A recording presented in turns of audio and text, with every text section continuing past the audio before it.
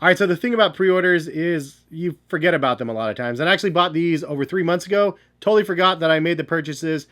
They were being made, I guess, and then now we have the product in hand. And I didn't just get one or two. I actually got all 3 of the colorways. I don't know why I did that. I don't remember if it was a raffle or a prepay or what. I honestly don't even know. It was one of those things where I saw them available on the website and I checked them out, and I didn't really pay attention to the fact that it took 3 months to ship. But anyways, we have 3 pairs of these guys right here, the 550s from A Million Doors. That's what I usually call it, ALD, regardless. A Million Doors. I call them A Million Doors, but ALD. And this is, I think, the olive colorway. This is like the caramel colorway. I actually don't even know the names. And then the last one is a sort of purple blackberry sort of color. Now I think these retailed at $120, $130. So not crazy expensive. So leave a comment in the comment section. Where do you guys think the New Balance hype is for the 550 model specifically at this point? Obviously, New Balance has other collaborations, and the 990s run pretty strong right now with those collaborations. But this model, I think some people think has ran its course. Some people think it's dead. And then other people are still jumping on the trend of the 550s. But leave a comment and let me know, again, where you guys think the 550s are. Personally, to me, the 550s are a nice looking sneaker model. Again, it kind of reminds me of like the Nike Dunks with the slimness versus like an Air Force One or something like that. And it is like a retro pair of sneakers that were unvaulted from ALD. And I think that that is the reason why this collaboration was one that spoke to me more than necessarily a GR pair, which you can buy actually right now on New Balance's website. There's a bunch of different colors. I'll link them in the description. The price points, I believe, are around $110 or so for the New Balance 550s. There's a ton of different colorways, like I mentioned, and some nice looking ones, to be honest. But these ones were ones that I was like, okay, when they first dropped the ALD 550s, they had 2 colorways, I believe, that they dropped, and then they dropped, I think, 3 more later. So I think that there's 5 already in the mix. But really my favorite part about the 550 is the ALD founder, Teddy Santis, who is now with New Balance as a creative director, to relaunch like the Made in the USA series, which has been super successful this year. Any which way, he started the retro of this shoe with ALD. So their model was the first one to resurface of the 550 model. But the 550s look really nice. It had a vintage look and feel to them. The leather was really nice on the previous 5 that they released. And like I was all in on getting the next set because I missed out on all of the other ones that ended up dropping in the 550s. So ALD branding on it, and to put a little respect on Teddy Santis' name at ALD for helping like drive all of the consumerism to the 550. Now again, New Balance has mass produced quite a few of the 550s, so they're available in a lot of different stores, which I think is a good thing. And I think more people are now able to get their hands on something that is overall very stylish and fairly affordable at $110 or so. Now obviously you can go higher end with the 990 series. It's much more comfortable. It's a lot more expensive at the $200 price range, but the longevity of the product is definitely going to be there too because of the quality of the materials that they use. And then for you guys that watch the channel, you guys already know I talk about the New Balance Fresh Foam X as well as the Fuel Cell. Amazing products there for comfort, soft, squishy stuff, and breathability with the mesh uppers and stuff like that. And the overall like running experience is really good on those, but the comfort from the casual is just amazing. My favorite vacation type sneakers over something like these. So are these comfortable? Yes, they're comfortable, but it's a firm comfort, not like their Fresh Foam X's or their Fuel Cells where it's super soft, squishy.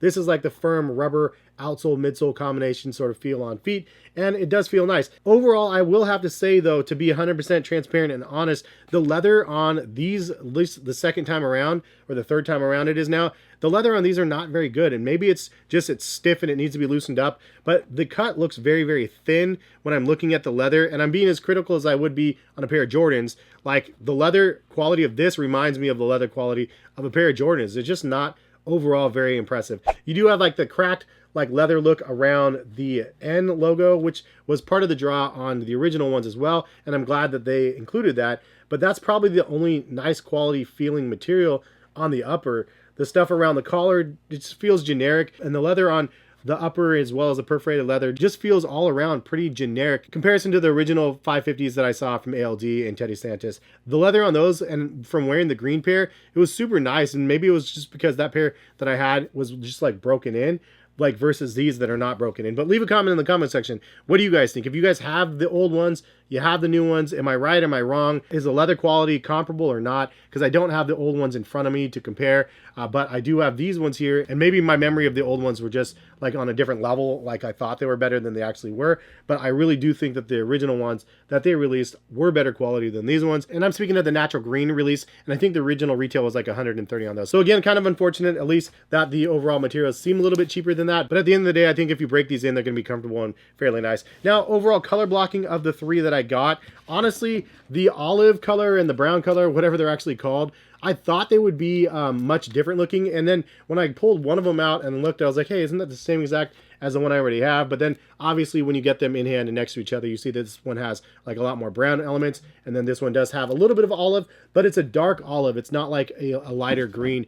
And depending on the light, it can look a little bit like brownish. So just throwing that out there. As for me, I'm not sure which is my favorite of these three. Probably the brown pair is probably the one that is most wearable. The olive pair is nice as well. And honestly, it might be the purple pair being my favorite. Burgundy might be ideal instead of any of these three, but I do like the brown, and the olive kind of has a nice look to them as well. I think if I was only going to keep one of these and get rid of the other two, I might keep the purple pair just because I like the overall look of that. But again, the brown pair, olive pair, not bad either. Leave a comment in the comment section which is your favorite of the release, and my opinion on if the 550 is dead or not. I mean, sneakers come in waves at the end of the day. Sneakers are definitely at a low right now for most people, but for someone like myself, it's kind of evergreen, like meaning it's constant. It doesn't matter if the hype is here right now and then everybody wants the 550s here, or the hype is here and nobody wants the 550s. I'm here. I'm always just like a constant where I'm not asking the questions like, is this cool to you or you or you? It's more of like, do I like this or not? And I think that that's one of the things that's hard for people to take a grasp and like really have like their own opinion on products. For me, I actually like the 550. It's not a bad model. Isn't my favorite New Balance model. Honestly, for me, I'm more geeked up on other models that don't have the hype of the 550. I really like the New Balance 991s. I feel like that is one of my favorite models right now, the made in the UK versions, over like a 550. Obviously, those are a different price category. They're twice as expensive as these, but I'm really a fan of that model. But regardless of hype, it's not a pair that I regret buying. Now, I might sort of regret buying all three colorways. I didn't need three.